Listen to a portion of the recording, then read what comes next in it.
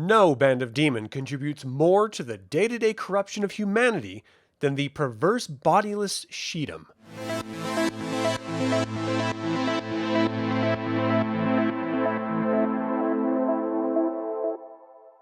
Welcome to Evil Live, the live media commentary show that answers the question, if I do a bad thing, was it really me doing it? Subscribe if you're new to the channel, because today we are continuing our In Nomine series with this episode, Shedim, the Corruptors, a band of demons. You would be hard-pressed to find a more destructive demon than a Shedim. Sure, they are demons which treat their vessels like a trashy gas station bathroom in the middle of war-torn Syria, but the Shedim are unable to manifest a vessel themselves, so they possess humans, and then convince them to act in the most depraved and sickening ways, then hop to another host when they can't be corrupted any longer. Think The Exorcist on steroids. Actually, I'd happily watch that movie. What makes the Shedim so dangerous is that if it weren't for the inherent capacity of the human race to be evil, they wouldn't be able to do anything.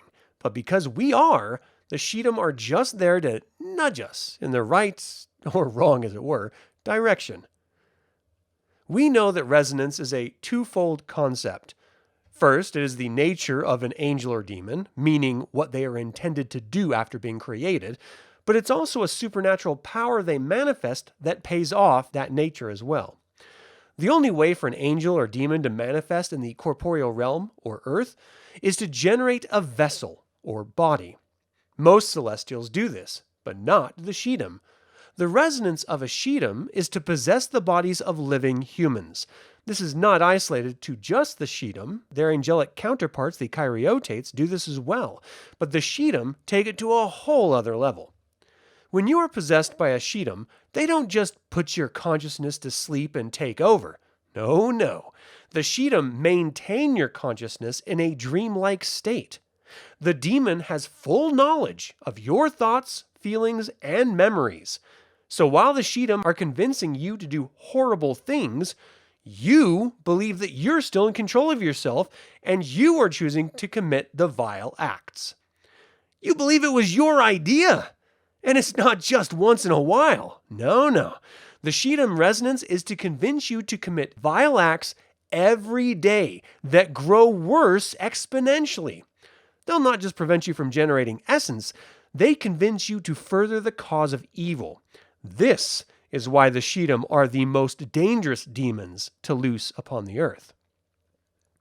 Because there's a resonance that all celestials must follow, there is a dissonance when they do not follow the resonance. This is the symphonic repercussion for acting against your nature, or your superior.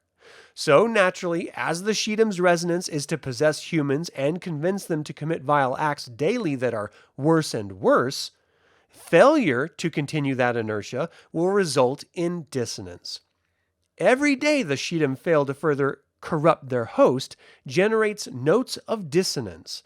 A bit of strategy must be involved here. You can't start with a genocide one day and steal a stick of bubblegum the next. More so, you want to slowly corrupt the human so that the next day is a believable escalation of evil rather than an unbelievable leap that they will resist. Start small, acts of selfishness, then move on to stealing or destroying property, and so on. Each time a host crosses a moral line, a new standard is set. Each new day must bring about a worse corruption, or the Shedim must leave its host or gain dissonance. Luring humans to their fates is the goal with the Shedim and many of their hosts end in suicide. If a Shedim's host is unconscious, the demon is expelled after 30 minutes. And if the host dies while possessed, the demon gains a note of dissonance from being drawn so close to oblivion. A Shedim has 10 times its celestial forces in minutes to find a new host or be pulled back to hell. No demon is considered closer to true devil worshippers than the Shedim. They're genuinely devoted and owe their loyalty to Lucifer more than any other. You'll find the Shedim desecrating churches and rocking out with the sign of the horns at a concert. In fact, no other demonic band is as despised by angels than the Shedim. Point in fact, most demons don't like them either. Shedim don't get along with Jinn, who have difficulty keeping track of them, and the Lilim absolutely despise them. While both the Jinn and Shedim despise their own bodies, the Shedim take it to a whole new level. The Shedim treat their bodies as if it were an indestructible drunk with an endless supply of rental cars. They'll run their host to the ground, then jump ship before death to avoid dissonance. In celestial form, Shedim are shimmering black clouds of limbs, wings, eyes, and other unidentifiable organs, all pulsing to a mad and infernal beat.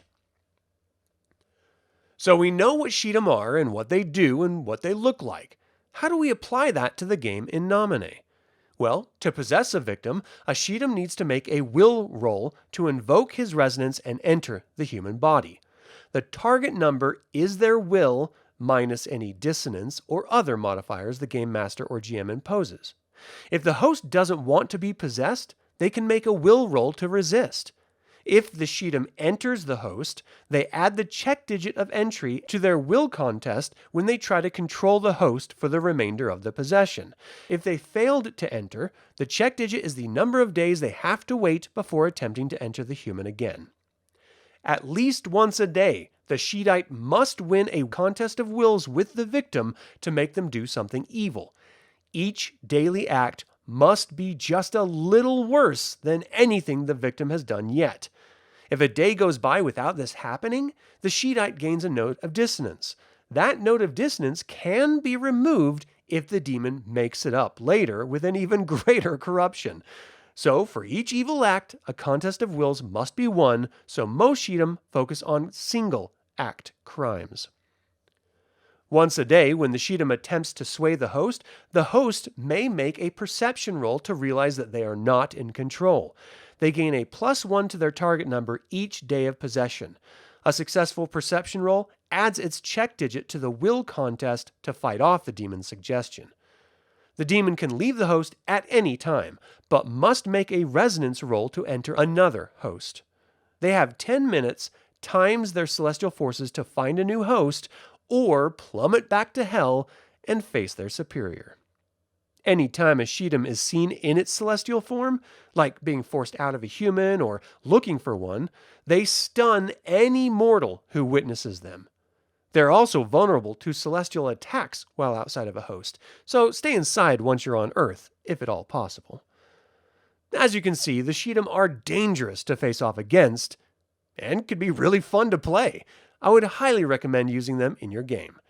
Thank you for watching today's In Nomine episode. Subscribe and ring the bell if you're new to the channel. Don't forget to click the like button and comment to let others learn about this award-winning role-playing game and this channel. And as always, remember that evil spelled backwards is live. So get out there and be evil.